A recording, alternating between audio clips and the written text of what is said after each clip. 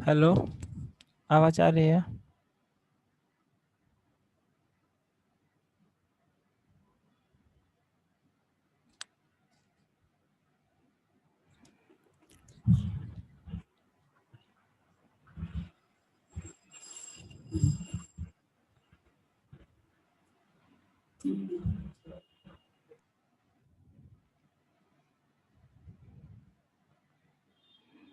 तो उस दिन हम लोग पढ़ रहे थे small signal analysis of common emitter amplifier.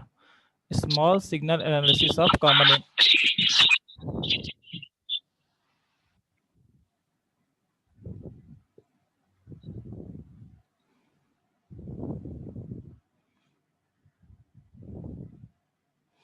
उस दिन हम लोग पढ़ रहे थे small signal analysis of common emitter amplifier. उसमें हम आप लोग को ये बता चुके थे कि जो हमारे पास में ये कैपेसिटर लगा होता है इनपुट और आउटपुट पे, उसका क्या काम था। इसका ये काम था कि हमारे पास में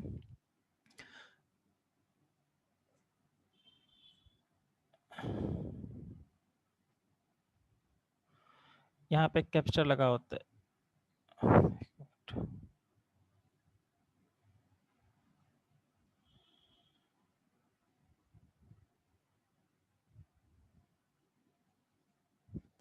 चल क्यों नहीं रहा है?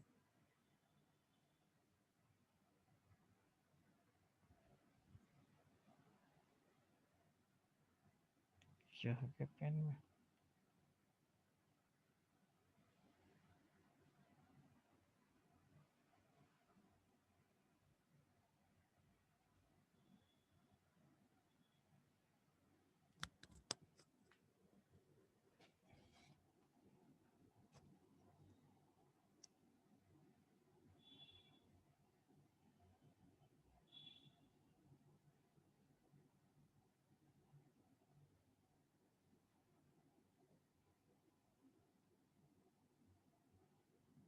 यहाँ पे भी एक कैपेसिटर लगा होता है, यहाँ से आउटपुट लेते हैं, ठीक, प्लस माइनस। तो हम उस दिन बता रहे थे कि हमारे पास में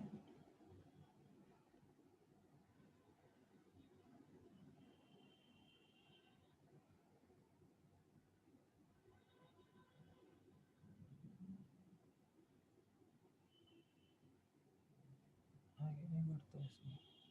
ठीक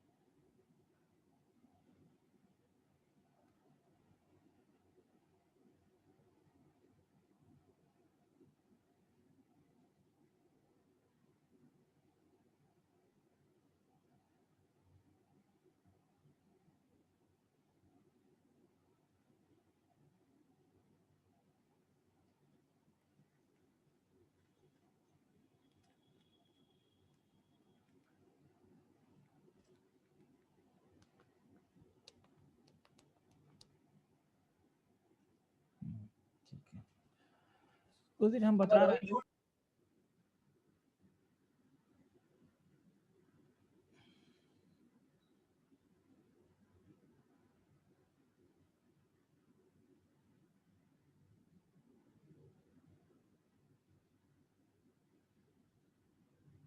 अच्छा, आप लोग को ये पता चल गया था कि यहाँ पे जो हमारे पास में ये कपलिंग कैपेसिटर था, यहाँ पे इसका दो काम था। एक काम था कि डीसी को ब्लॉक करना और एसी को पास करना, ठीक है, क्योंकि हम बताए थे कि अगर फ्रीक्वेंसी जीरो हुआ तो क्या हुआ, 1/2 पाई एफ सी। एफ जीरो हो गया तो क्या होगा, कैपेसिटर इनफाइनाइट हो गया, तो डीसी पे क्या होगा, ये ओपन सर्किट की तरह बिहेव करेगा। और एसी में क्या करते हैं हम लोग, लार्ज वैल्यू ऑफ कैपेसिटेंस लेते हैं, तो 1/लार्ज क्या हो जाएगा, 1/लार्ज अगर हम कोई भी वैल्यू लेंगे तो कैपेसिटेंस का वैल्यू बहुत ज़्यादा होगा, तो इसका वैल्यू बहुत ज़्यादा इंक्रीज हो जाएगा, तो एक्सी का वैल्यू क्या हो जाएगा हमारा, अप्रोक्सीमेटली 0 के आसपास आ जाएगा। तो एसी के लिए शॉर्ट बिहेव करता है और डीसी के लिए ओपन सर्किट। कैपेसिटर का वैल्यू हम लोग हाई लेते हैं। इसमें पूरा हम बता चुके थे कि हमारा किसी भी तरह से डीसी नहीं आना चाहिए और डीसी निकलना भी नहीं चाहिए। तो इसके लिए हम बता चुके थे कि इस कैपेसिटर को हम लोग कपलिंग कैपेसिटर भी बोलते हैं और उसी के साथ साथ ब्लॉकिंग कैपेसिटर दोनों बोलते हैं उसको, दोनों नाम है उसका, तो बता चुके थे।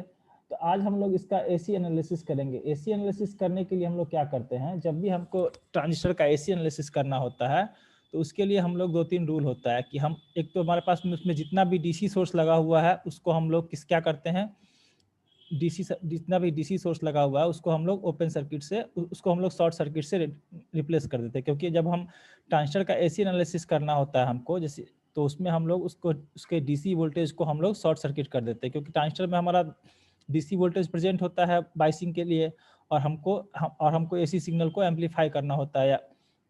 लेकिन यहाँ पे जब हम उसको एसी इक्विवेलेंट ड्रॉ करेंगे और सिर्फ एसी सर्किट एनालिसिस करेंगे तो उसके लिए हमको क्या करना पड़ेगा, हमको डीसी सर्किट को शॉर्ट करना पड़ता है। ऐसा इसलिए करते हैं क्योंकि जो जो हमारा ट्रांजिस्टर होता है, अगर एसी एनालिसिस कर रहे हैं तो डायरेक्ट उसमें हम जो जो हमारा नेटवर्क थ्योरम्स है वो सब हम उसमें डायरेक्ट प्रैक्टिकल सर्किट में हम लोग नहीं लगा सकते हैं। उसका एसी इक्विवेलेंट ड्रॉ करेंगे और उस पर्टिकुलरली देखेंगे कि एसी पे कैसे काम कर रहा है, तो उस हिसाब से उसको हम लोग एनालाइज करते हैं। तो जब भी इस ट्रांजिस्टर का हम लोग एसी एनालिसिस करेंगे तो सारे जितना भी डीसी सोर्स लगा हुआ है चाहे कहीं भी, अब यहाँ पे तो हमारा कॉमन इमीटर एम्पलीफायर में तो बस यही वोल्टेज डिवाइडर बाइसिंग यूज करते हैं, तो एक ही वोल्टेज सोर्स होता है। तो इसको हम लोग क्या कर देंगे, इसको हम लोग शॉर्ट कर देंगे। उसके बाद क्या करते हैं, उसके बाद जितना भी हमारा क्या जो हमारा कैप्चर लगा होता है, तो कैप्चर क्या बताया अभी, एसी में हम कैप्चर का वैल्यू हम लोग हाई लेते हैं, तो एसी के लिए कैप्चर कैसा बिहेव करता है, यहाँ पे शॉर्ट सर्किट और डीसी के लिए ओपन सर्किट।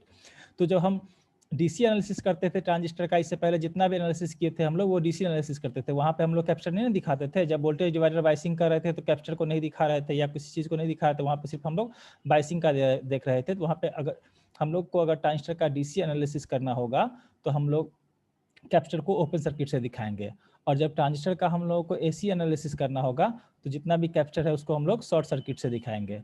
तो इसमें जब भी हम लोग को ट्रांजिस्टर का एनालिसिस करना होता है, अभी हम लोग कॉमन इमीटर लिए हुए हैं, स्मॉल सिग्नल एनालिसिस कर रहे हैं, तो हम लोग जो हमारे पास में जो वोल्टेज सोर्स रहेगा डीसी वोल्टेज सोर्स, उसको पहले शॉर्ट करेंगे, उसको ओपन करेंगे, और जितना भी हमारा कैप्चर लगा हुआ है उसको हम लोग ओपन सर्किट से रिप्लेस करेंगे। और उस तीसरा स्टेप क्या करेंगे, तीसरा स्टेप करने पे जब हम इस दोनों को रिप्लेस कर लेंगे उसके बाद फिर से हम क्या करेंगे, रीड्रॉ करेंगे सर्किट को। तो देखिए कैसे फिर से हम लोग रीड्रॉ करते हैं सर्किट को और उसको शॉर्ट और ओपन करके दिखा रहे हैं कि कैसे हमारे पास में होता है, कैसे फाइनली हमारे पास में फिगर आएगा। तो देखिए पहला स्टेप क्या है, for AC analysis first short circuit the all DC sources. दूसरा है क्या है, short all the capacitor and redraw the network removing all the elements which are short circuited in step 2। तो हमारे पास जो सर्किट था उसमें हम लोग क्या करेंगे, पहले डीसी सर्किट को, डीसी जो हमारे पास डीसी वोल्टेज है उसको हम लोग रिप्लेस कर दिए। जब डीसी को हम लोग शॉर्ट कर दिए तो वहाँ पे क्या हो गया, ये हमारा डीसी सर्किट को क्या हुआ, हम लोग शॉर्ट सर्किट कर दिए वहाँ पे। तो मतलब वोल्टेज सोर्स को हम लोग हटा दी वहाँ पे, तो ये हमारा किससे रिप्लेस हो जाएगा, ये हमारा हो जाएगा ग्राउंड से रिप्लेस। जो वहाँ पे मतलब कोई वोल्टेज सोर्स नहीं लगा, वहाँ पे कोई वोल्ट नहीं है, तो फाइनली कहाँ किससे रिप्लेस हो जाएगा, हमारा ग्राउंड से रिप्लेस हो जाएगा। वहाँ पे पोटेंशियल क्या हो जाएगा, जीरो हो जाएगा। उसको हम लोग जो हमारा वोल्टेज सोर्स था उसको हम लोग हटा दिए, तो इसको हम लोग किससे दिखा दिए, ग्राउंड से। यहाँ पे हमारे पास कोई पोटेंशियल नहीं है। उसके बाद जो भी कैप्चर था उसको हम लोग क्या कर दिए, शॉर्ट कर दिए। तो ये कैप्चर यहाँ पे लगा हुआ था, इसको हम शॉर्ट कर दिए। एसी एनालिसिस की बात कर रहे हैं, यहाँ जो कैप्चर था इसको शॉर्ट कर दिया और यहाँ जो कैप्चर था इसको शॉर्ट कर दिए। अब यहाँ से आप एक चीज़ दे सकते हैं, जो ये हमारा शॉर्ट सर्किट, ये हमारा क्या करते हैं, जब डीसी वोल्टेज को हम लोग हटा दिए, यहाँ पे हमारा पोटेंशियल ग्राउंड जीरो है, तो यहाँ भी हमारा क्या था, यहाँ भी हमारा ग्राउंड था, तो इसको हम लोग यहाँ ग्राउंड से कनेक्ट करके इसको हम लोग दिखा सकते हैं। फिर यहाँ भी हमारा पोटेंशियल जीरो था और यहाँ भी हमारा पोटेंशियल क्या है, जीरो है, तो इसको हम लोग फिर यहाँ पे ग्राउंड से कनेक्ट करके दिखा देंगे। तो फिर से इसका हम लोग सर्किट को क्या करेंगे, रीड्रॉ करेंगे। तो रीड्रॉ करेंगे तो हमारे पास सर्किट कैसा आएगा, हमारे पास सर्किट ऐसा आएगा, ऐसा आएगा। यहाँ पे R1 या वो सारा कैप्चर को शॉर्ट कर दिए, तो पूरी तरह से कैप्चर को हम लोग हटा दिए। जितना भी कैप्चर था उसको क्या कर दिए, यहाँ भी कैप्चर था वो हटा दिए, यहाँ पे जो हमारा कैप्चर था उसको हम लोग हटा दिए। सॉरी, यहाँ पे ये रेसिस्टेंस नहीं आएगा, यहाँ पे कैप्चर को हम लोग किससे रिप्लेस किए, एसी को शॉर्ट सर्किट से। तो यहाँ पे हमारा सिर्फ ये आएगा, सिर्फ शॉर्ट सर्किट आएगा, रेजिस्टेंस नहीं आएगा यहाँ पे हमारा।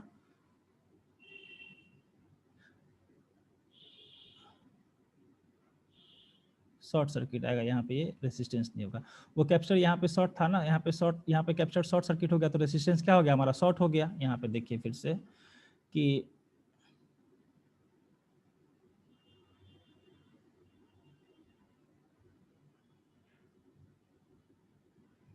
यहाँ पे देखिए ये कैप्चर हमारा शॉर्ट हो गया, ये कैप्चर हमारा शॉर्ट हो गया, तो ये रेजिस्टेंस भी क्या हो गया हमारा, शॉर्ट हो गया। यहाँ से जो भी करंट आएगा इधर नहीं आएगा, इधर हमारा शॉर्ट सर्किट पाथ है, तो करंट कहाँ से फ्लो कर जाएगा, यहाँ से फ्लो कर जाएगा। ये रेजिस्टेंस क्या हो जाएगा हमारा, शॉर्ट से रिप्लेस हो जाएगा। तो फाइनली जो हम सर्किट ड्रॉ करेंगे फाइनल, तो हमारा कैसा होगा, यहाँ वाला भी कैपेसिटर खत्म हो गया, यहाँ वाला भी कैपेसिटर खत्म हो गया। यहाँ पे आर ई रेसिस्टेंस था, रेसिस्टेंस किससे रिप्लेस हो गया, शॉर्ट सर्किट से रिप्लेस हो गया।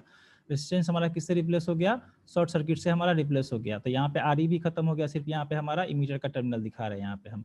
तो ये R1, ये R1 RC क्या पे है, जीरो पोटेंशियल पे है। फिर इसको हम लोग क्या कर सकते हैं, इसको हम लोग यहाँ पे कनेक्ट, ग्राउंड, वो भी ग्राउंड पे ही कनेक्टेड है, तो इसको हम लोग फिर से कनेक्ट करके ग्राउंड पे कनेक्ट करके इसको हम लोग दिखा सकते हैं। तो फाइनली हमारा जो डायग्राम बनेगा वो कैसा बनेगा, जो फाइनल हमारा डायग्राम बनेगा एसी एनालिसिस करने के लिए, वो कुछ इस टाइप का बनेगा, वो कुछ ऐसा बनेगा। वो R1 R2 हम क्या किए, उसको भी हम लोग ग्राउंड से कनेक्ट कर दिए। ये जो हमारा दूसरा R2 था उसको भी ग्राउंड से कनेक्ट कर दिए। और RC क्या था हमारा, आउटपुट टर्मिनल पे आएगा कलेक्टर रेसिस्टेंस, उसको भी हम लोग क्या कर दिए, ग्राउंड से कनेक्ट कर दिए। यहाँ पे देख लीजिए, यहाँ पे हमारा ग्राउंड पे था दोनों। जब भी हम डीसी वोल्टेज सोर्स को हटाए तो ये वाला तो रेसिस्टेंस आएगा इनपुट पे, और ये वाला रेसिस्टेंस कहाँ पे आएगा, आउटपुट पे। ये कलेक्टर वाला रेसिस्टेंस कहाँ पे आएगा, आउटपुट पे आएगा, और ये वाला रेसिस्टेंस कहाँ पे आएगा, इनपुट पे। तो इसको इनपुट टर्मिनल पे ग्राउंड से दिखा दिए, और इसको आउटपुट टर्मिनल पे हम लोग ग्राउंड से दिखा दिए, ग्राउंड से कनेक्ट करके दिखा दिए। तो फाइनली जब हम एसी एनालिसिस करेंगे तो हमारे पास में small signal AC analysis of amplifier करेंगे, कॉमन एमिटर एम्पलीफायर। तो कुछ इस टाइप का डायग्राम बनेगा। सारा कैपेसिटर को हम लोग शॉर्ट कर दिए, और जो हमारा रेसिस्टेंस था R1 रेसिस्टेंस यहाँ इनपुट पे आ गया R1 R2, और आउटपुट पे हमारा क्या आ गया, RC रेसिस्टेंस आ गया। और इस R1 R2 को हम लोग किससे रिप्लेस कर सकते हैं, R इक्विवेलेंट से। R इक्विवेलेंट क्या हो जाएगा, R1 R2 divide by R1 plus R2। तो फाइनली कुछ हमारा जो सर्किट है वो इस तरह का बन जाएगा। हमारा सर्किट इस तरह, ऊपर में सुधार नहीं किया, यहाँ कर दिए थे, देखिए वहाँ मिस्टेक हुआ था। तो फाइनली हमारा का सर्किट कैसा आ गया, यहाँ पे R इक्विवेलेंट, ये मीटर वाला सर्किट भी हमारा खत्म हो गया, और ये हमारा आ गया AC equivalent circuit of the, क्या कहते हैं, ट्रांजिस्टर। देखिए हमारे पास पहला जो हमारे पास एम्पलीफायर था वो कैसा था, वो हमारे पास ऐसा था।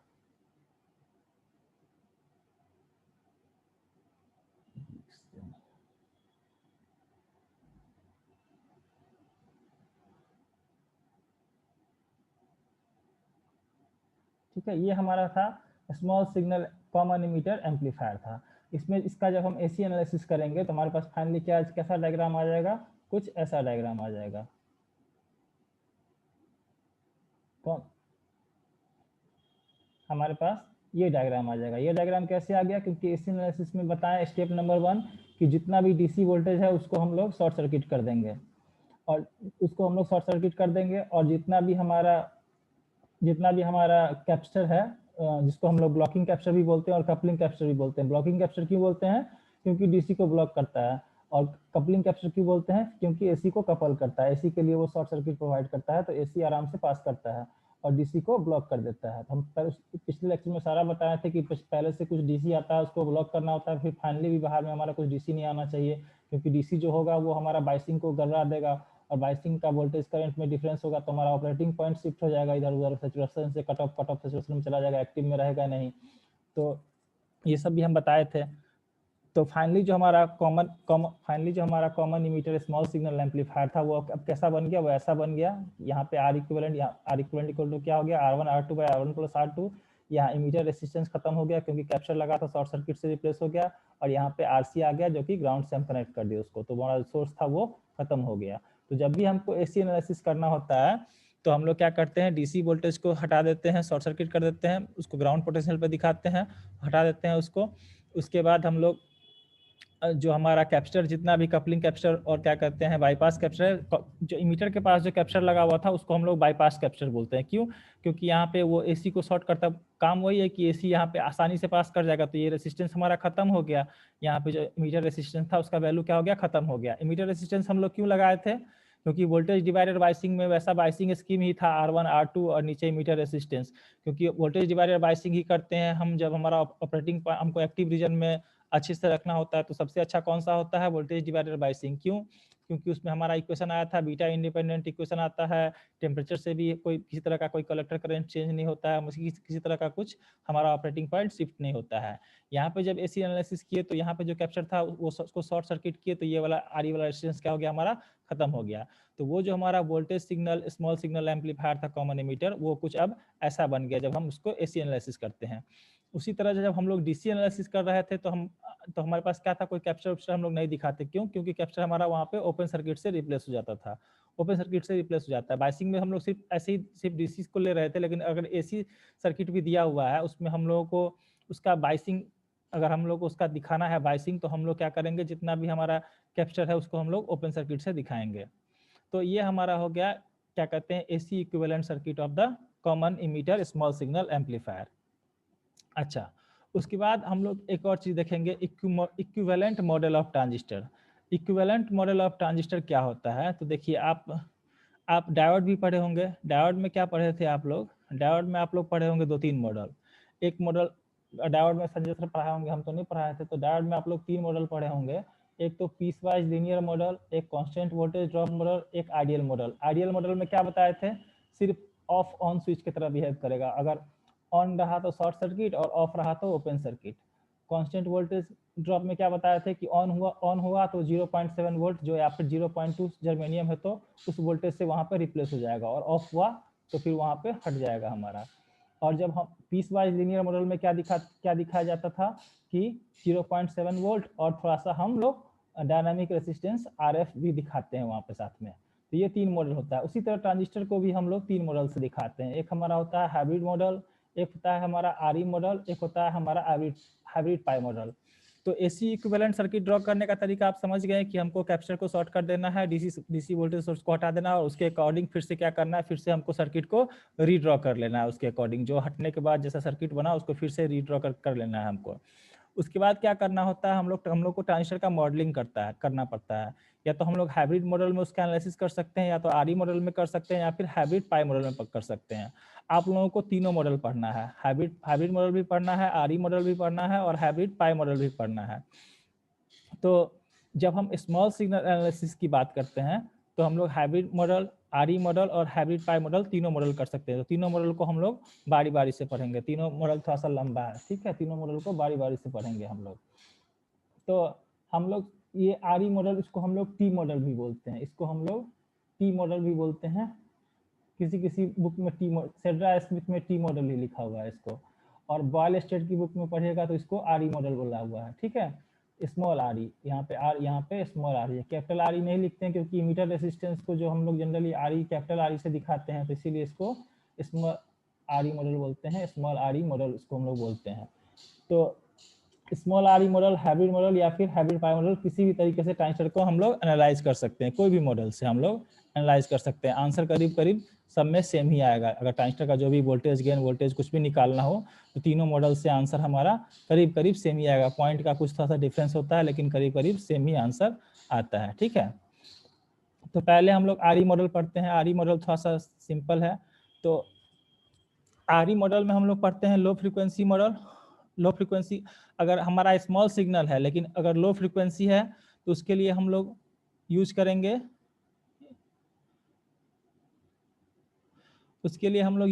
एच पैरामीटर या फिर आरई मॉडल। और जब हमारे पास हाई फ्रीक्वेंसी होता है तो उसके लिए हम लोग यूज करते हैं हाइब्रिड पाई मॉडल। तो स्मॉल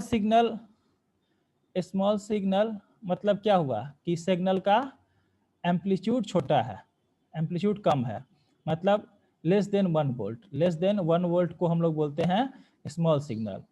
और 1 वोल्ट से ज़्यादा है तो हम लोग उसको बोलते हैं, 1 वोल्ट से ज़्यादा है तो इसको हम लोग बोलते हैं लार्ज सिग्नल। तो अभी हम लोग कौन सा पढ़ रहे हैं, small signal AC analysis. 1 volt से कम मतलब 10 millivolt, 100 millivolt, 100 millivolt इतना का होगा, 10 मिली वोल्ट इतना का होगा। और 1 वोल्ट से ज़्यादा होता है तो उसको लार्ज सिग्नल हम लोग बोलते हैं। तो अभी हम लोग पढ़ रहे हैं स्मॉल सिग्नल एम्पलीफायर। तो स्मॉल सिग्नल में भी दो टाइप हो सकता है। स्मॉल सिग्नल में क्या हो सकता है, लो फ्रीक्वेंसी, लो स्मॉल सिग्नल में भी दो टाइप हो सकता है, एक हो सकता है लो फ्रीक्वेंसी और एक हो सकता है हाई फ्रीक्वेंसी। स्मॉल सिग्नल में भी दो टाइप हो सकता है, एक तो लो फ्रीक्वेंसी एक हाई फ्रीक्वेंसी, और लार्ज सिग्नल में भी दो टाइप हो सकता है, एक लो फ्रीक्वेंसी और एक हाई फ्रीक्वेंसी। तो अभी हम लोग पढ़ रहे हैं स्मॉल सिग्नल एम्पलीफायर। तो अभी अगर हम लोगों को लो फ्रीक्वेंसी के लिए पढ़ना होता है तो या तो हम लोग एस पैरामीटर में डील करते हैं या तो हम लोग आरई मॉडल में डील करते हैं। और अगर हमको हाई फ्रीक्वेंसी के लिए स्मॉल सिग्नल एनालिसिस करना होगा, हाई फ्रीक्वेंसी के लिए स्मॉल सिग्नल एनालिसिस करना होगा, तो हम लोग हाइब्रिड पाई मॉडल को यूज करेंगे। तो अभी हम लोग देखते हैं आरई मॉडल ऑफ ट्रांजिस्टर। तो आरई मॉडल ऑफ ट्रांजिस्टर क्या होता है उसको हम लोग थोड़ा सा देखते हैं। तो देखिए अब सबसे पहले हमारा जो सबसे ज़्यादा यूज कौन सा होता है ट्रांजिस्टर का, कॉमन इमीटर। एम्पलीफायर के केस में कौन सा यूज करते हैं, कॉमन इमीटर ट्रांजिस्टर ही यूज करते हैं। एम्पलीफायर के केस में कॉमन इमीटर क्यों करते हैं, क्योंकि उसमें हाईएस्ट पावर गेन होता है। तो RE model of common emitter transistor देख लीजिए। तो RE model of common emitter transistor कुछ इस टाइप का होता है। यहाँ पे एन पी एन हो गया, इधर यहाँ पे कलेक्टर इमीटर, यहाँ पे बेस। और कॉमन इमीटर कॉन्फ़िगरेशन में इनपुट आउटपुट पे क्या होता है, इनपुट में क्या होता है आईबी होता है, input voltage input current IB होता है, इनपुट वोल्टेज क्या होता है वीबी होता है। और कॉमन इमीटर में आउटपुट करंट हमारा आईसी होता है और आउटपुट वोल्टेज हमारा वीसी होता है। अच्छा एक चीज देख लीजिए, जब भी हम लोग एसी एनालिसिस करते हैं तो सबका नाम सबको स्मॉल सिंबल से दिखाते हैं। जैसे यहाँ पे पहले हम लोग आईबी दिखा, जब डीसी एनालिसिस कर रहे थे तो आईबी दिखा रहे थे, आईबी आईईसी ऐसे कर दिखा रहे थे। जब हम एसी एनालिसिस करेंगे तो आईबी को स्मॉल आई से दिखाते हैं, वही वीसी को स्मॉल सी से दिखाते हैं। यहाँ पे इमीटर को भी स्मॉल ई से दिखाते हैं, एन को भी पी एन आई इमीटर करंट को भी स्मॉल से दिखाती है। सब स्मॉल दिखाने का मतलब ये है कि हम लोग को कन्फ्यूजन ना हो एसी डीसी में। तो जनरली डीसी में हम लोग लिखते थे, क्या लिखते थे आई आर ई ऐसे ऐसे करके लिखते थे, I into R E minus V C C into R E, ऐसे ऐसे कुछ भी इक्वेशन अपना लिखते थे डीसी एनालिसिस में। जब एसी एनालिसिस करते हैं तो स्मॉल आई कर देते हैं वहाँ पे, फिर स्मॉल बी कर देते हैं। यहाँ बेस को भी स्मॉल बी से दिखाएंगे, यहाँ पे कलेक्टर को भी स्मॉल सी से और इमीटर को भी स्मॉल ई से दिखाएंगे, इमीटर करंट को भी स्मॉल आई से दिखाएंगे। ये सब बस एक नोटेशन है कि कंफ्यूजन ना हो। तो जनरली जब हम लोग एसी एनालिसिस करते हैं तो सबका नाम हम लोग स्मॉल स्मॉल सिंबल से दिखाते हैं जनरली। तो जब हम लोग ट्रांजिस्टर का आरई मॉडल करते हैं तो आरई मॉडल क्या होता है एक्चुअली, आरई मॉडल जो हमारा होता है ट्रांजिस्टर का,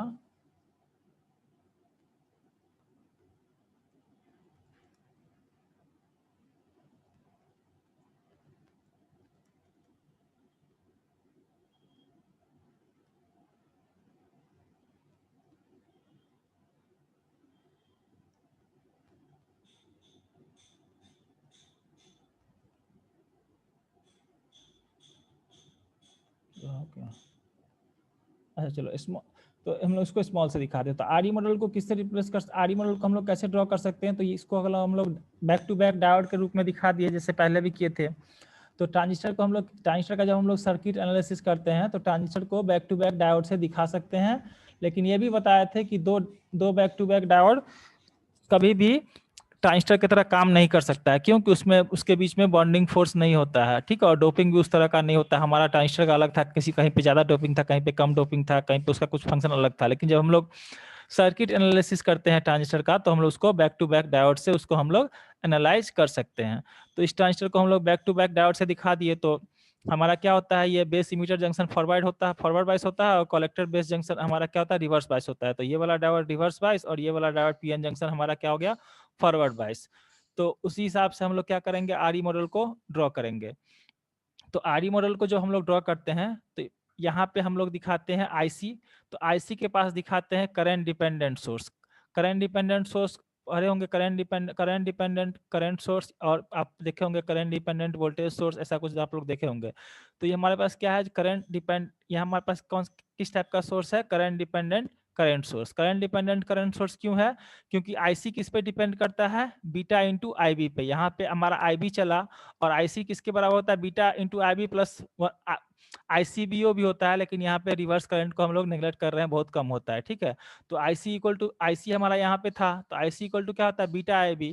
तो यहाँ पे हम लोग यहाँ पे इसको हम लोग करंट डिपेंडेंट करंट सोर्स से दिखाएंगे और इसका वैल्यू क्या हो जाएगा, इसका वैल्यू हो जाएगा हमारा बीटा आईबी। इसका वैल्यू हमारा क्या हो जाएगा इसका वैल्यू हमारा हो जाएगा बीटा आई बी, इसका वैल्यू हमारा हो जाएगा बीटा आई बी। तो सॉरी स्मॉल सिग्नल से दिखा, beta I B small signal से दिखा रहे हैं, beta I B small symbol से दिखा रहे हैं, तो हमारा बीटा आई बी। तो इस तरह से एक हमारा डिपेंडेंट करंट सोर्स आ गया यहाँ पे, कहाँ से आ जाता है, यहाँ पे डिपेंडेंट करंट सोर्स हो गया। और इस तो ये वाला जो रिवर्स बायस यहाँ पे जो था ऊपर वाला मॉडल, ऊपर वाला जो करंट था इसको हम लोग रिप्लेस कर दिए डिपेंडेंट करंट सोर्स से। अब नीचा जो हमारा डायोड है ये फॉरवर्ड बायस डायोड, ये कहाँ पे लगा हुआ है, ये मीटर के पास में लगा हुआ है। तो इसको हम लोग फिर एनालाइज करेंगे कि इसको हम लोग को कैसे इसको हम लोग किस चीज से रिप्लेस सर इसमें वो रिवर्स बायस, वो तो रिवर्स बायस था तो ओपन सर्किट होगा, तो फिर आप वो करंट डिपेंडेंट सोर्स क्यों लगाए सर उसमें beta times I B? Transistor जब हमारा बाइसिंग करते हैं, रिवर्स बाइस होता है, तो ट्रांजिस्टर का जो बाइसिंग करते हैं तो उसमें क्या होता है, ट्रांजिस्टर में बाइसिंग, तो ट्रांजिस्टर में जो हम पहले भी दिखाए थे, ट्रांजिस्टर में जो हम लोग किए थे, तो उसमें हमारा करंट फ्लो कर रहा था कि नहीं कलेक्टर टर्मिनल से। कलेक्टर टर्मिनल में हमारा दोनों करंट होता है ना। जो ट्रांजिस्टर का जो फंक्शन था हमारे पास में, ट्रांजिस्टर का फंक्शन कैसा था, रिवर्स बाइस में हमारे पास में सिर्फ रिवर्स बाइस में हमारे साथ में सिर्फ रिवर्स सैचुरेशन करंट फ्लो कर रहा था। तो हम दोनों चीज दिखाए थे ना। यहाँ पे जो आईसी है वो आईबी का फंक्शन है। यहाँ पे जो आईसी था, आईसी में तो हमारे पास में दो चीज आया था ना, आईसी में हमारे पास रिवर्स सैचुरेशन करंट भी आया था और आईबी का फंक्शन भी था। ये आईबी हमारा जो बेस यहाँ से जो निकला था वो तो हम समझ गए तुम्हारा कि रिवर्स बायस हुआ, बात तुम्हारा सही है, ठीक है। लेकिन ये जो करंट गया था आईबी, इसी का फंक्शन था ना आईसी, और इसके साथ इसमें जुड़ा हुआ था reverse saturation current. Reverse bias के चलते तो सिर्फ रिवर्स सैचुरेशन करंट आया था, जो हमारा आया था आईसीबीओ, जो हमारा कॉमन इमीटर में आया था आईसीबीओ, और कॉमन बेस में आया था हमारा क्या कहते हैं आईसीईओ। दो आया था ना, दोनों अलग अलग। तो दोनों को हम लोग आईसी बीटा, तो हम लोग हमारे पास में क्या आया था, बीटा आई बी इक्वेशन क्या आया था हमारा, आईसी का जो हमारे पास में इक्वेशन आया था जो, वो क्या आया था, beta I B beta times I B. और क्या आया था, वन, क्या आया था, one plus I, one plus आया था, हाँ वन प्लस बीटा, क्या आया था, one plus beta into ICB ऐसे ही कुछ आया था, हमको याद नहीं है, ठीक है। इक्वेशन ऐसा ही कुछ आया था, दोनों का फंक्शन था। वो तुम्हारा कहना सही है, यहाँ पे रिवर्स बायस हुआ, लेकिन ये जो करंट आईसी है किसका फंक्शन ले रहे हैं हम, आईबी का फंक्शन ले रहे हैं ना। आईबी पे ये करंट हमारा जो आईसी था वो आईबी पे ही डिपेंडेंट था ना, इसलिए तो इसको हम लोग बीटा आईबी लिखे हैं। और जो हमारा फाइनली जो रिवर्स बायस के चलते जो रिवर्स सैचुरेशन करंट आया था उसको तो हम लोग नेगलेक्ट कर ही दे रहे हैं। जब पहले पढ़ाए थे तो उस टाइम में तुम नहीं ध्यान दिए थे, गौर नहीं किए थे उस टाइम पे, जब पहले हम common base, common emitter, common collector बताए थे, उस टाइम में देखे थे ना कि करंट, शायद थोड़ा रिवीजन करना पड़ेगा पीछे वाला का। हाँ तो रिवीजन कर लो, तो बस वही था जो हमारे पास जो आईसी था वो आईबी का ही फंक्शन था ना, बीटा आईबी था जो भी हम निकाले थे इक्वेशन से, आईसी जो निकाल, एक्चुअली हम ट्रांजिस्टर का इक्वेशन फॉलो किए थे। ट्रांजिस्टर में हमारे पास इक्वेशन था आई इक्वल क्या था हमारे पास में, IC equal to I equal to I C plus I B, हाँ आई इक्वल टू क्या था हमारे पास में, I C plus I B, transistor का इक्वेशन था। सारा फॉर्मूला हम लोग इसी से डिराइव किए थे, चाहे कॉमन इमीटर हो, चाहे कॉमन बेस हो, चाहे कॉमन कलेक्टर हो। ट्रांजिस्टर के लिए क्या बताए थे कि हमारा इक्वेशन हमेशा वैलिड रहेगा, इसी के बेस पे निकाले थे ना। तो हमारा जब जो हमारा बेस करंट था जब फॉरवर्ड बायस था, तो उसी का फंक्शन आया था हमारा आईसी। आईसी हमारा बेस करंट का ही फंक्शन आया था जो ज्यादा मात्रा में था, बीटा आई बी। बाकी जो रिवर्स बायस के चलते जो करंट आया था बहुत कम था। आईसी में दो कंपोनेंट था, एक हमारा इनपुट करंट का फंक्शन था बीटा आई बी, प्लस जो रिवर्स बायस के चलते करंट फ्लो हो रहा था वो भी था, तो उसको हम लोग नेग्लेक्ट ही कर रहे हैं। तो आईसी एक्चुअली हमारा इनपुट करंट का ही फंक्शन था, जो हमारा बेस इमीटर जंक्शन जो हमारा फॉरवर्ड बायस था उसी का फंक्शन था आईसी, ठीक है। उसको थोड़ा सा तुम रिवाइज कर लेना, जो पहले लेक्चर बताया हुए हैं, एक दो लेक्चर ट्रांजिस्टर का उसका वीडियो भी पड़ा होगा, उसको देख लेना, ठीक है, समझ में आ जाएगा।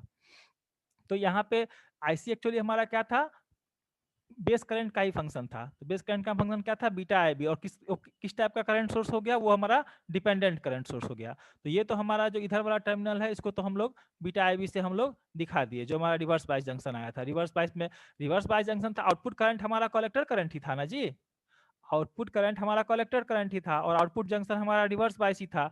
तो कलेक्टर करंट में हमारे पास दो चीज था, एक तो हमारा बीटा था, आई प्लस आई बी से निकाले थे हम, I equal to I C plus I B हम लोग पुट किए थे। तो आईसी में हमारे पास सिर्फ वो आया था, रिवर्स सैचुरेशन करंट।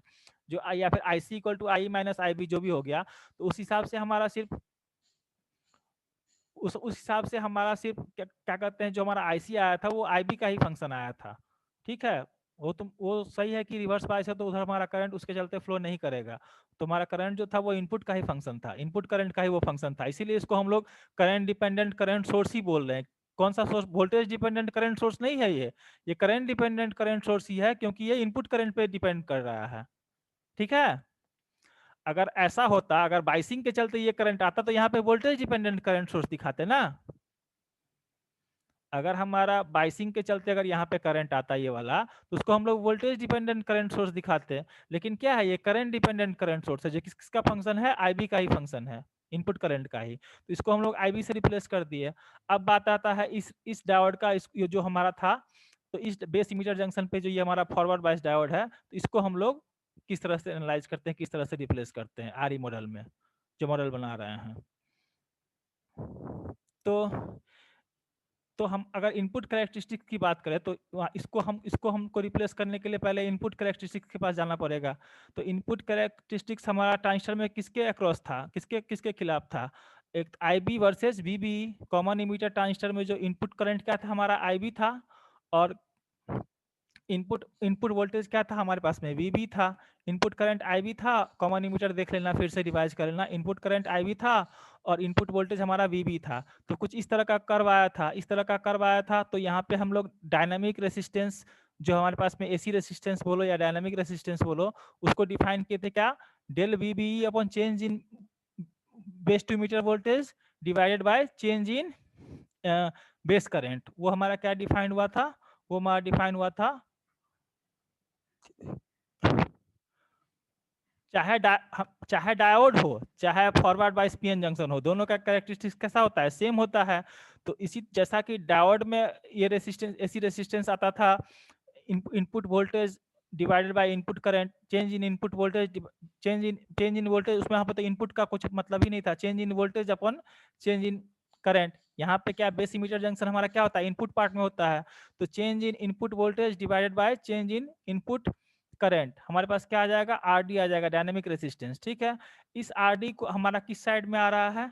ये हमारा RD हो गया। RD क्या हो गया? Del VB upon del IB। ये हमारा कहाँ से आया? ये हमारा आया जो हमारा इमीटर, जो हमारे पास में फॉरवर्ड कैरेक्टरिस्टिक्स, जो इनपुट कैरेक्टरिस्टिक्स बोलो, इनपुट कैरेक्टरिस्टिक्स ऑफ जो कॉमन इमीटर ट्रांजिस्टर होता है, जो कैसा होता है? जो बिल्कुल फॉरवर्ड बायस डायोड की तरह होता है। तो वहां से हमारा क्या आ गया? RD का वैल्यू आ गया del VB upon del IB। ठीक है, तो इस RD का वैल्यू यहाँ से हमारे पास में del VB upon del I आया। तो इसको हम लोग किससे रिप्लेस कर सकते हैं? इसको हम लोग रिप्लेस किससे कर सकते हैं? इसको हम लोग रिप्लेस कर सकते हैं RD से, अगर इसका हम लोग AC इक्विवेलेंट सर्किट ड्रॉ करें तो। अच्छा, अब एक चीज देखो आगे, RD तो हो गया डायोड के टर्म्स में, अगर उसका हम रेसिस्टेंस लिखें, क्योंकि जो डायोड का रेसिस्टेंस होता है वो डिफाइन होता है। अभी जो हमारा ये डायोड कहाँ पे बन रहा है? हमारा इमीटर वाले टर्मिनल पे बन रहा है। वो डायोड हमारा कहाँ पे बन रहा है? इमीटर वाले टर्मिनल पे बन रहा है। तो देखो, आप डायोड का जो इक्वेशन होता था, अगर मान लो डायोड बन रहा है यहाँ पे डायोड बन रहा है, फॉरवर्ड बायस डायोड है यहाँ पे। एक चीज देखो, यहाँ पे हमारे पास फॉरवर्ड बायस डायोड है, ये फॉरवर्ड बायस डायोड है। तो यहाँ पे जो IE फ्लो कर रहा है डायोड के डायरेक्शन में, जैसे डायोड में करंट फ्लो कर रहा है उधर फॉरवर्ड बायस डायोड में, तो IE करंट को, इसको अगर इसको हम लोग एज ए डायोड करंट मान के चलेंगे, तो अगर IE को एज ए हम डायोड करंट मान के चल रहे हैं, मान लो, तो डायोड करंट का इक्वेशन आप लोग पढ़े होंगे कि डायोड करंट का इक्वेशन होता है ID इक्वल टू होता है IS e to the power VD divide by NVT minus 1। ये डायोड का इक्वेशन होता है, वेयर ID होता है हमारा फॉरवर्ड करंट और IS होता है हमारा रिवर्स सैचुरेशन करंट, और दोनों मिला के इक्वेशन होता है ID equal to IS e to the power VD divide by NVT minus 1। Eta VT, eta का वैल्यू क्या होता है? 1 होता है सिलिकॉन के लिए, और 1 होता है सिलिकॉन के लिए, और 2 होता है जर्मेनियम के लिए। और ऐसे भी ID का वैल्यू अगर बहुत ज्यादा होता है तो ईटा को हम लोग 1 ही ले लेते हैं। तो हमारे पास में क्या आ जाएगा? तो ये हमारे पास में इक्वेशन आ गया ID equal to IS e to power beta e to power VD divide by n eta VT minus 1। VT क्या है? यहाँ पे थर्मल वोल्टेज है। तो अगर इसको हम डिफरेंशिएट करें वीडी के रिस्पेक्ट में, इसको अगर हम डायोड वोल्टेज के रिस्पेक्ट में डिफरेंशिएट करें वीडी के रिस्पेक्ट में, तो क्या आ जाएगा? Del I D upon del VD क्या आ जाएगा? 1/RD। वीडी अपॉन आईडी हमारा डायोड के केस में क्या होता है? Dynamic resistance. तो आईडी अपॉन वीडी क्या हो जाएगा? हमारे पास del ID upon del VD क्या हो जाएगा? 1/RD। तो उस हिसाब से अगर इसको डिफरेंशिएट करेंगे तो रिवर्स रेजिस्टेंस करंट का तो हमको वोल्टेज से कोई मतलब ही नहीं है वीडी से, तो ये वाला टर्म हमारा बाहर आ गया। सिर्फ इस टर्म को हम लोग डिफरेंशिएट करेंगे। तो इस टर्म को अगर हम लोग डिफरेंशिएट करेंगे, इस टर्म को हम लोग डिफरेंशिएट करेंगे तो हमारे पास क्या आ जाएगा? इसका डिफरेंशिएशन करेंगे तो क्या आ जाएगा? आई एस तो बाहर में है ही, E to the power V D divide by eta का जगह पे 1 आ गया, तो V D by V T divide by क्या आ जाएगा? V T. इसको अगर हम लोग डिफरेंशिएट करेंगे तो 1 का डिफरेंशिएशन हमारा 0 होता है, तो ये आ जाएगा। तो और इसको हम डिफरेंशिएट करेंगे तो हमारे पास में ये आ गया। अब देखो, और उसी से हम लोग एक चीज ये भी देख सकते हैं कि वो जो हमारा इक्वेशन था उसको अगर हम लोग तोड़ के लिखेंगे, ये जो इक्वेशन है इसको हम लोग अगर तोड़ के लिखेंगे तो क्या लिख सकते हैं? I D equal to I S E to the power V D upon V T, अगर ईटा का वैल्यू 1 ले लिए, माइनस आई एस को -1 से मल्टीप्लाई करेंगे तो क्या आ जाएगा? माइनस आई एस। तो उसी इक्वेशन को हम लोग ऐसे भी इस तरह से अगर फिर से तोड़ के लिखेंगे तो हमारे पास में क्या आ जाएगा? I D equal to I S E to the power V D divide by eta V T, eta का वैल्यू 1 है, माइनस आई एस। तो यह क्या हो जाएगा? I D plus I S equal to क्या हो गया? I S E to the power V D upon V T. तो यहाँ पे जो 1/RD इक्वल टू आया है I S V D upon V T divide by V T, तो ये जो वाला टर्म है, ये वाला टर्म, ये ऊपर वाला जो टर्म है हमारे पास में, जो ऊपर वाला टर्म है ये वाला पूरा टर्म को हम लोग इससे रिप्लेस कर दिए। ये जो हमारे पास में आया है, ये जो हमारे पास में वैल्यू आया है I D plus I S. तो I D plus I S equal to क्या है? I S E to power V D upon V T, यहाँ पे ये है, तो इसको हम लोग रिप्लेस कर देंगे तो क्या हो जाएगा? 1/RD इक्वल टू क्या हो जाएगा? I D plus I S divide by V T. तो 1/RD इक्वल टू क्या हो जाएगा? I S reverse resistance current का वैल्यू बहुत कम होता है, तो क्या आ गया? आई D upon V T. We T क्या होता है? हमारा थर्मल वोल्टेज, जो कि रूम टेम्परेचर मतलब 300 केल्विन पे उसका वैल्यू क्या होता है? 26 MV। थर्मल वोल्टेज क्या होता है? वोल्ट इक्विवेलेंट ऑफ टेम्परेचर, मतलब टेम्परेचर को अगर हम वोल्टेज के रूप में रिप्रेजेंट करते हैं 300 केल्विन पे उसका वैल्यू होता है 26 मिली वोल्ट। तो ये हमारे पर यहाँ पे क्या आ गया? आर डी इक्वल टू क्या आ गया? We T upon I D. We T upon I D क्या आ गया? हमारा आर डी का वैल्यू आ गया। अगर हम डायोड की तरह देखें तो इस तरह से हम लोग क्या निकाल सकते हैं? तो अब ये आर डी जो हमारा डायनामिक रेजिस्टेंस डायोड के केस में आया, तो वही वही आर डी तो यहाँ भी होगा। क्या कहते हैं हमारे पास में ट्रांजिस्टर के पास में, ये जो हमारे पास में ट्रांजिस्टर के पास में जो डायोड लगा हुआ था, ये भी तो डायोड रेसिस्टेंस, इसको हम रिप्लेस कर सकते हैं। लेकिन ये यहाँ पे इमीटर टर्मिनल है और आईडी के जगह पे यहाँ पे क्या फ्लो कर रहा है? आई फ्लो कर रहा है। जो फॉरवर्ड डायोड करंट की जगह पे क्या फ्लो कर रहा है? आई, इमीटर करंट। तो इसीलिए इसका नाम आरडी से बदल के हम लोग क्या रख देंगे? आरई। क्योंकि यहाँ इमीटर, ये डायोड कहाँ पे एग्जिस्ट कर रहा है? इमीटर टर्मिनल पे, और उसका बिहेवियर बिल्कुल फॉरवर्ड बायस डायोड की तरह ही है। तो इसको हम लोग ऐसे एनालाइज कर सकते हैं कि वो जो हमारा वहाँ पे जो डायोड था उसको हम लोग रिप्लेस कर दिए आरई से, और आरई इक्वल टू क्या हो गया? आरई इक्वल टू हमारे पास में हो गया, यहाँ पे हमारा आईडी आया था, वीटी अपॉन आईडी आया था, उसमें डायोड के केस में हमारा क्या आया था? वीडी अपॉन आईडी आया था, और आईडी के जगह पे हमारा क्या है? इमीटर टर्मिनल पे लगा हुआ है, तो इसको हम लोग क्या दिखाएंगे? आई दिखाएंगे। और रूम टेम्परेचर पे इसका वैल्यू कितना होता है? वीटी, सॉरी यहाँ पे वीटी है, वीटी का वैल्यू क्या होता है? 26 MV। तो इसको हम लोग किससे रिप्लेस कर दिए? आरई से। आरई क्या हो गया हमारे पास में? इमीटर रेसिस्टेंस हो गया। मतलब वो कैसे आया है? Dynamic resistance, AC resistance. वो कहाँ से आया है? जो डायोड का जो डायनामिक रेसिस्टेंस होता है, वो रेसिस्टेंस का वैल्यू आएगा, बस नाम बदल गया। वो डायोड रेसिस्टेंस था, यहाँ पे इसका नाम क्या हो गया? Emitter resistance. मतलब कौन सा रेसिस्टेंस? AC resistance. तो बस वही नाम का फर्क है, क्योंकि यहाँ पे जो फॉरवर्ड बायस डायोड है, बिल्कुल फॉरवर्ड बायस डायोड की तरह ही वो काम करेगा। तो उसको हम लोग इस टर्मिनल को हम लोग रिप्लेस कर देते हैं डायनामिक रेसिस्टेंस आरई से। ठीक है, और आरई कैसे निकालेंगे? यहाँ पे वहां पे हमारा डायोड करंट था, यहाँ पे आई था, तो डायोड करंट हमारा कैसा था? वहां पे डायोड करंट हमारा डीसी